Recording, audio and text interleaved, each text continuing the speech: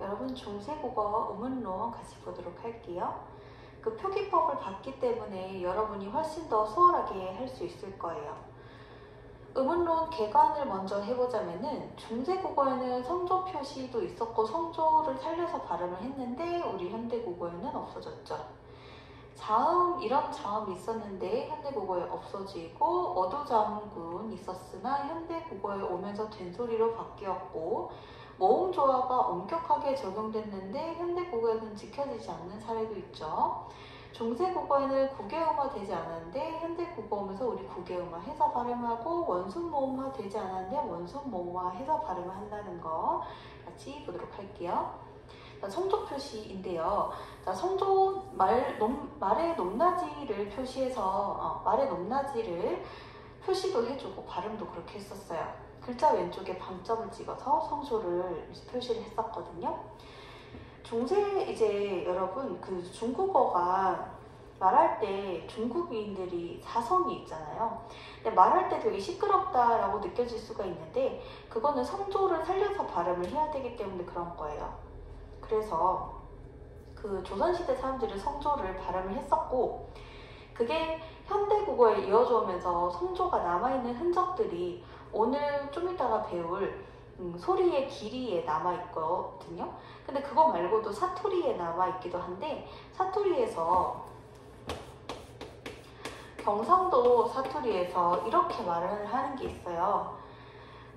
이게 각각의 뜻이 그, 아, 이, 그, 아, 이. 이거는 격조사고요. 어떻게 발음하냐면 가가 이렇게 발음을 해요. 그 아이가 그 아이냐 이런 뜻으로.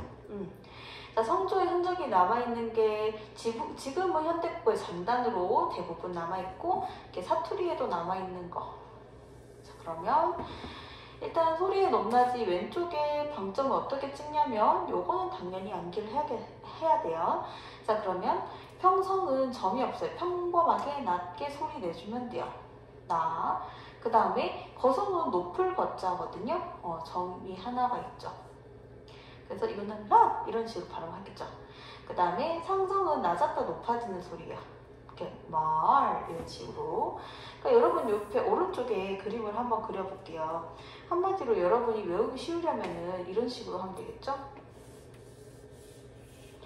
얘를 자, 평범한 소리는 점이 없다라고 이야기했어요. 점이 없고 그 다음에 거성은 하나, 그 다음에 성은 낮았다 높아지는 소리 이렇게 여러분 그림 그려놓으면 되겠죠. 그리고 입성은 뭐냐면 받침이 그드브인 거 이게 이게 받침이 그드브는 여러분 불파음이죠. 불파음이 뭔지는 우리 음운론 할 때 배웠었죠. 파열되지 않고 정지하는 거예요. 공기 머금었다가 정지하는 거. 겁 하면 여러분 입이 딱 다물어져요. 입이 다물어져요. 자, 그러면서 이런 받침의 그드브 소리일 때는 방점은 자유롭게 찍고 입성이라고 이야기했어요. 입을 닫는 소리. 자, 그래서 요게 현대국어는 글자 여기 보면은 오른쪽에 점이 있거든요. 잘 안 보이죠? 이렇게 글자 오른쪽에 점을 찍어서 장음을 표시를 했고요. 그 다음에 중세국어 성조가 이제 소멸됐는데 평성과 거성은 짧은 소리, 상성은 긴 소리로 바뀌었다. 현대국어의 장단 체계를 가지게 됐다. 왜 그러냐면 여러분 이거 과학적으로 설명이 가능하죠. 이게 점이 하나인 소리는 점이 없거나 하나인 소리는 빨리 발음이 되는데 점이 두 개였던 소리는 상성인 소리는 예를 들어서 우리 상성인 것 중에 발이 있네요. 말도 있네요. 말 이렇게 밑에 낮았다가 높게 발음을 해야 되니까 말 이렇게 발음하려면은 길이가 길게 발음이 되죠. 그쵸? 그래서 이렇게 상성은 긴 소리로 남았다는 거. 그래서 16세기 후반부터 혼란을 겪다가 임진왜란 이후에 소멸했다. 자, 운소라는 거 여러분 음운론 때 배웠던 거 다시 한번 띄워놓을게요. 운소. 현대국어에서 운소에는 장단이 있죠. 자, 그럼 현대국어 운소는 장단. 그 다음에 중세국어 운소는 고적. 영어 운소는 세기. 이거를 앞에를 강하게 화이트를 강하게 발음하느냐, 하우스를 강하게 발음하느냐에 따라서 대답권이 될 수도 있고 흰집이 될 수도 있어요. 자, 그래서 우리도 중세국어는 현대국어에서는 장단으로 흔적이 남았다는 거. 자, 그 다음 여러 가지 자음. 자음은 얘네들이 옛날에 존재했고 각각 어떻게 발음했는지는 우리 그 전 강의에서 이야기했었어요. 그리고 어떻게 바뀌었는지도 자세하게 이야기했었어요. 그래서 지나가고요. 그 다음 어도자음구는 말머리에 자음의 무리가 오는 거예요. 자, 그래서 어자가 말이죠. 두자가 머리죠. 그쵸? 말, 두, 머리에 자음에 군, 무리 군자요. 무리가 오는 거예요. 자, 중세국어에서는 음절의 첫 소리에 둘 이상의 자음이 올 수 있었다. 예를 들어 병서가 있었잖아요. 각자 병서도 있었고 합영 병서도 있었죠. 말머리에 자음의 무리가 오네요. 그쵸? 현대국어로 오면서 된소리로 바뀌었는데요. 그런데 각각의 각각의 병서자와 관련해서는 논란이 있어요. 학자들마다. 이거는 왜 다루냐면 사실은 몰라도 상관없긴 한데 내신 때 이거를 배웠던 학생이 있을까봐 잠깐 언급을 할게요. 자, 어도자음군이 모두 된소리로 발음된다는 거. 아니면은 시옷 계열은 된소리이고 비읍 계열하고 비읍 시옷 계열은 자음군 표기한 거다. 얘네들은 그냥 다 자음군이다. 세 가지 케이스가 있는데요. 여러분들 프린트에는 자세하게 그거에 대해서 각각의 입장을 실어 놓긴 했어요. 자, 그 다음에 여러분은 이것만 알면 돼요. 뭐만 알면 되냐면 중세국어의 어도자음군이 현대국어로 오면서 된소리로 바뀌었다는 거 알면 돼요. 예를 들면 이런 거죠. 시옷 기역, 이게 현대국어로 오면 꿈. 그 다음에 시옷 디귿, 따가 현대국어로 오면 땅. 이렇게 바뀌었죠. 이렇게 비읍, 시옷, 예를 들어서 비읍, 시옷, 기역, 이거는 현대국어로 오면서 꼴로 바뀌었죠. 현대국어로 오면서 된소리로 바뀌었다. 요거만 알면 돼요. 중세국어에서는 모음조화의 진심이었거든요. 모음조화를 엄격하게 적용을 했었어요. 자, 그래서 7개 이렇게 중세국어 단모음은 이렇게 생겼는데요. 그러면 옛날에 아래아가 없어지기 전에는 얘랑 얘랑 짝이고 얘랑 얘랑 짝이고 얘랑 얘랑 짝을 이루고 얘는 중성모음이니까. 근데 이제 시간이 지나면서 우리 아래아가 없어졌잖아요. 그러면서 이 표가 깨져요. 얘가 짝이 없어지죠. 그쵸? 자, 그러면서 모음조합 파괴가 된 거예요. 자, 모음조합 파괴 왜 됐다? 아래아가 사라지면서 모음조화가 파괴되었다. 자, 현대국어에서는 중세국어보다는 모음조화를 잘 안 지키죠. 중세국어에서는 모음조화 규칙에 따라 위하야로 적었지만은 현대국어에서는 위하여로 적는다. 여기 보면 위하야, 여기 여러분 잘 보이나요? 중세국어의 위하야, 양성모음, 그 다음에 얘도 양성모음. 근데 현대국어는 위하여로 적는다. 양성모음,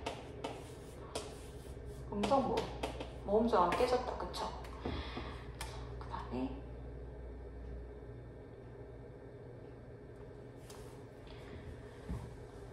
아래아 소실 되면서 요 짝꿍이 없어지면서 모음조화 잘 지켜지지 않게 되었다. 중세국어에서 이런 애들은 없어졌던 거 저번에 이야기했었죠. 그 다음에 학생들이 질문을 했던 건데요. 모음 조화가 지켜졌는지 그렇지 않은지를 판단할 때 어떤 것까지를 구간을 판단의 대상으로 삼아야 될까요? 라고 했을 때요. 조선시대 사람들은 어떤 것 뒤에 양성 모음으로 시작하는 거 붙여야 될지 음성 모음으로 시작하는 거 붙여야 될지 고민했겠죠. 그럴 때 예를 들어서 어떤 단어가 여러 음절로 되어 있을 때 뒤에 뭘 붙일지 사실 예로 기준을 잡으면 달라지고 예로 기준 잡으면 달라지잖아요. 복잡하잖아요. 그러니까 맨 끝에 것만 고려해주면 돼요. 맨 끝에 앞에 다른 여러 음절이 왔더라도 맨 끝에 거에다가 그러면은 얘는 만약에 이 케이스 같으면 양성이니까 양성 모음으로 시작하는 게 오면 되겠죠. 그러니까 맨 마지막 음절을 고려해서 모음 조화를 지켰다 라고 생각을 해주면 돼요. 그 다음에 도움 법칙이 나타나지 않았죠. 여기 보면은 현대국어로 치면 도움 법칙 적용해서 여자 임금으로 적어야겠지만 중세시대 사람들은 도움 법칙 적용하지 않고 발음을 했고, 그 다음에 도움 법칙은 그 이후에 이제 적용이 돼서 현대인들은 도움 법칙 적용해서 발음하고 있고요. 남한에서만. 북한은 도움 법칙 적용하지 않고 발음을 하죠. 예를 들어서 이시성을 가진 사람들을 한국에서는 이뭐로 부를 텐데 북한에서 리로 부르잖아요. 도움 법칙 적용하지 않고. 자, 그 다음에 우리 국외음화를 보면은요. 국외음화 나타나지 않았어요. 중세국어 때. 현대국어로 치면 이게 표지잖아요. 자, 근데 중세국어에서는 표디 이렇게 드 플러스 이 이게 현대국어로 치면은 국외음화 적용될 환경이잖아요. 드트 플러스 이나 y계 이중모음, 이나 y계 이중모음이 형식 형태소일 때. 자, 근데 얘는 국외음화 적용하지 않았다는 거. 자, 국외음화는 17, 18세기 이후에 나타나서 현대국어에서는 국외음화 하고 있죠. 원순모음화 여러분 처음 봤을 거예요. 원순모음 아니었던 것이 원순모음이 되는 거겠죠. 자, 발음시 입술이 동그란 게 원순모음이에요. 오우, 오우, 원순모음. 원순모음 아니었던 것이 원순모음이 되는 거. 예를 들어서 중세국어 때 스물, 으는요, 여러분들. 이거는 원순모음 아니 평순모음이잖아요. 불다, 평순, 물결, 평순. 근데 얘가 우. 그 다음에 불다, 우. 물결, 우. 얘 원순 모음으로 바뀌었어요. 그쵸? 자, 원순 모음화는요, 17, 18세기 이후에 나타나서 현대국어에서 잘 지켜지고 있다. 그 다음 사이소리 표기를 보면은요, 시옷을 받쳐 적을 때 현대국어에서는 앞말이 받침이 없을 때 거기에 시옷을 넣을 수 있잖아요.